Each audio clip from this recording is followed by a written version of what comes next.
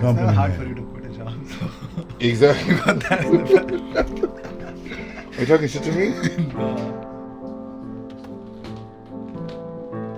Yeah, there was a time where we used to have the camera on us all the time, like all the time. But this thing has like a energy to it. It's weird to say it. It's weird. I'm saying with nature, I can't articulate anything to it. Okay, do you think that there's something that you might need to learn from it then? If you have some, if you maybe, like, but I don't know or care to know. why do you not care to know? If there's Here's the something you thing, could learn if from I it, don't couldn't you know, benefit listen from though, it? if I don't know, why would I care to know something I don't know? Because just be humble. Just go into it. I don't think. Humility. Here's the thing. If you don't know it already, then. But you're speaking a false positive. If I don't know something is valuable, why would I value it? You're saying because you no, don't but know listen, though. everything already. You're saying I'm not saying I need to know everything already. Being lost doesn't bother me. Being lost in nature bothers me. You already lost. No, not knowing doesn't bother. It's not something people articulate very often, but poets can articulate it. And people who. I want to edit it. I've given you raw footage. You're like, what is this? I'm like, raw footage. They're like, this is hard. I'm like, I know. Exactly. Well, because of the fucking electronics, energy that's being radiated out of the bottom. See, look at this nigga. This is him in most of our travels.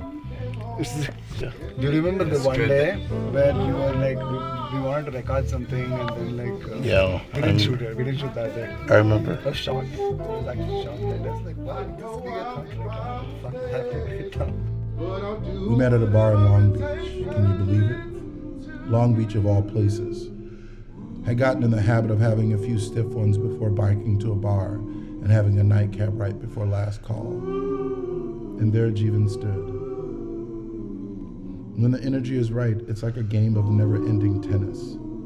Volleying is as easy as compound bounding, good wishes, and a 7 a.m. sunrise. What an epic introduction to what has become a root system in my life. To say that Jeevan is just the best friend seems to undervalue who he is. Is Lauryn Hill just a singer? Is Al Pacino just an actor? No. They have imbued so much more than they could have ever dared to aspire to dream. Jeevan is like them. He is like that. He is about that life. Brother, best buddy, a nigga's nigga, like Aretha Franklin is a singer's singer. It's funny looking back at the beginnings of a friendship to see how a night meant to turn up and paint the town red strum one of the most legendary melodies that I've ever been a part of. Seasoned seasons, and springtimes and winters, explosive arguments, walking off to cool down, often returning to the fray to make your point, only to realize that it would have been remiss not to say, I love you, but you hurt me just now. I need you to hear me out.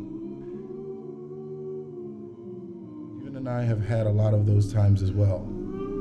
Once in Chicago while visiting our buddy Eddie, the whiskey had been drank.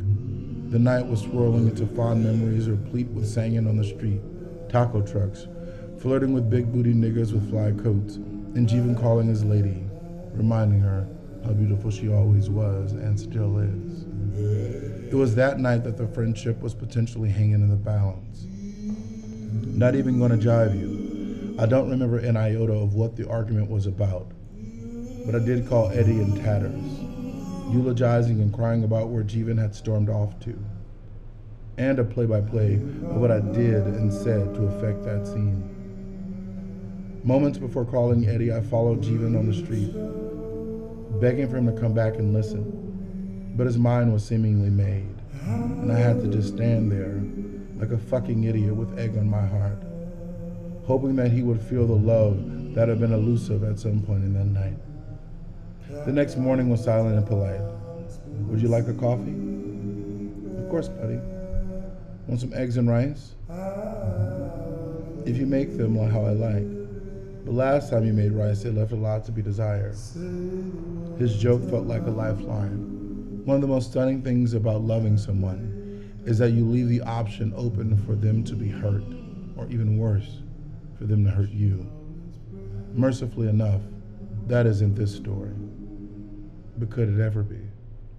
One of the most frightening and frustrating things about being friends is watching someone play in your friend's face.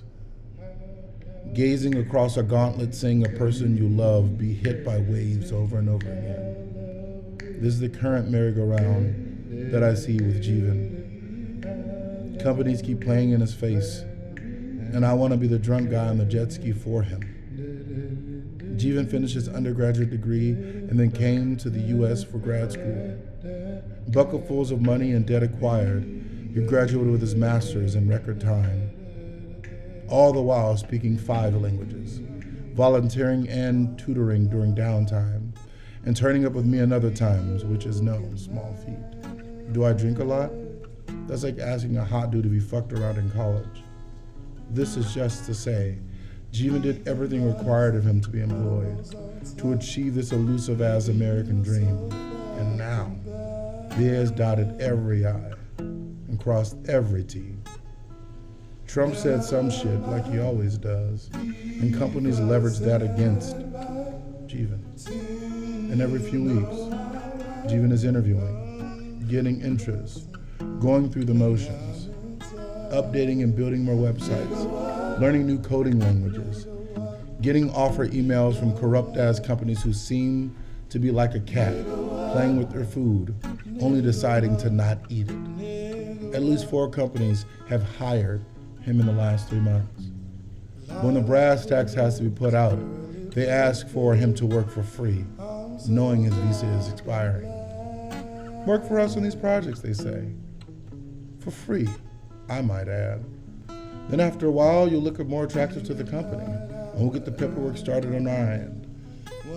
I was born and raised in the hood, so I know when someone is being pimped out. The fact that I don't understand engineering is besides the point.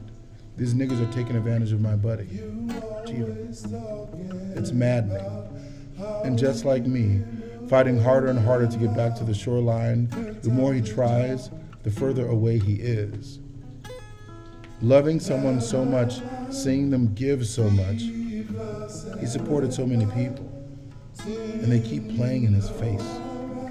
Jeevan is always telling me, consoling me, and chiding me. It's all right, buddy. Don't worry. I'm learning this new thing. I'm getting these new skills. Treasure is right around the corner. I haven't swam in the ocean since I was 12 years old. But I don't want this for my friend. He doesn't deserve it. He truly wants to be a company man. He wants to do it the right way. And like the women who fall in love with their pimp, he goes along. He works for free, hoping that he'll finally get what he actually deserves.